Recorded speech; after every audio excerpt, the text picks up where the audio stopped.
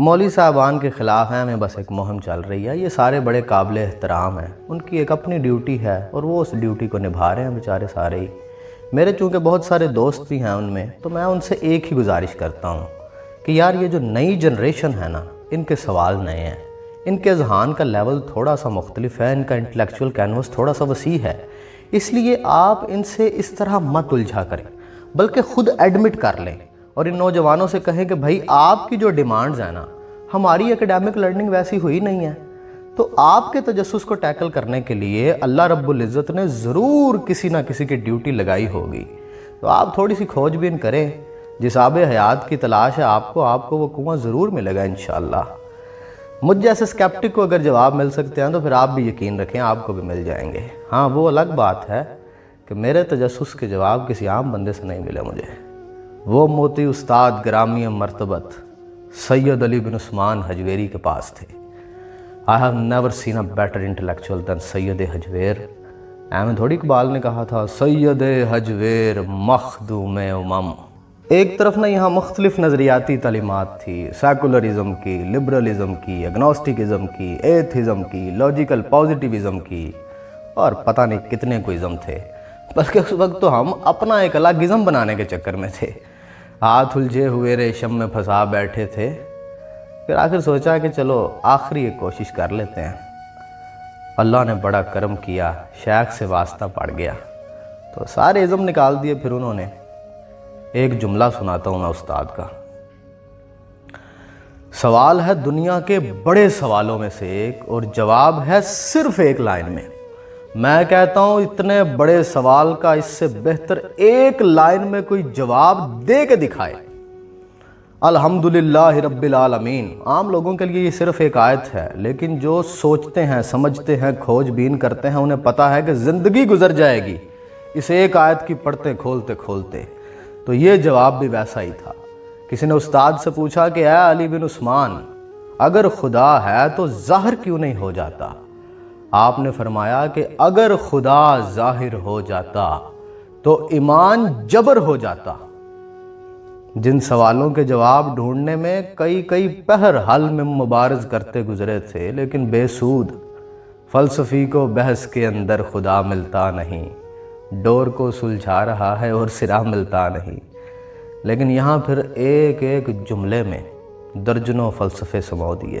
قریباً ہر کمپلیکس ہی سولو ہو گیا تھا۔ یہ بھی تب ایک بڑا رنج تھا کہ کوئی اللہ والا نہیں ملتا یار۔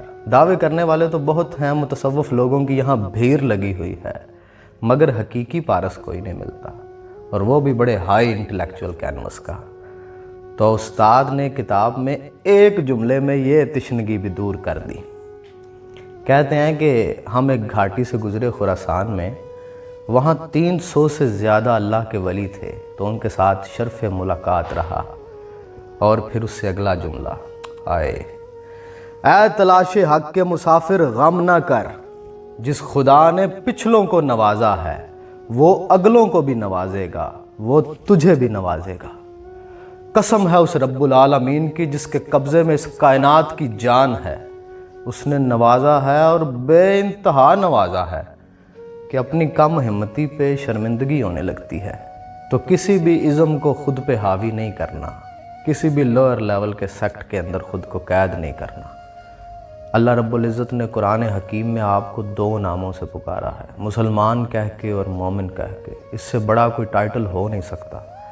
اپنے نام کے ساتھ کوئی سب ٹائٹل لگانے کی ضرورت ہی کیا ہے؟ پورا قرآن پڑھ کے دیکھ لیں، کہیں بھی فرقوں کا ذکر نہیں ہے، اگر کہیں آیا ہے تو رد کرنے کے انداز میں آیا ہوا ہے۔ یہ 2 بہت بڑے ٹائٹل اللہ نے آپ کو دیے ہوئے ہیں نا۔ ہاں، عقائد کی درستگی بے حد ضروری ہے۔ جو اللہ اور اس کے رسول صلی اللہ علیہ وآلہ وسلم کو پسند ہیں، عقائد وہی ہونے چاہیے۔ یہی مسلمان کی پہچان ہے، اور جب وہ ان پہ عمل کرتا ہے تو وہی مومن کی پہچان ہے۔ عبادت میں اللہ رب العزت لا شریک ہے، عشق میں رسول اللہ صلی اللہ علیہ وآلہ وسلم لا شریک ہے۔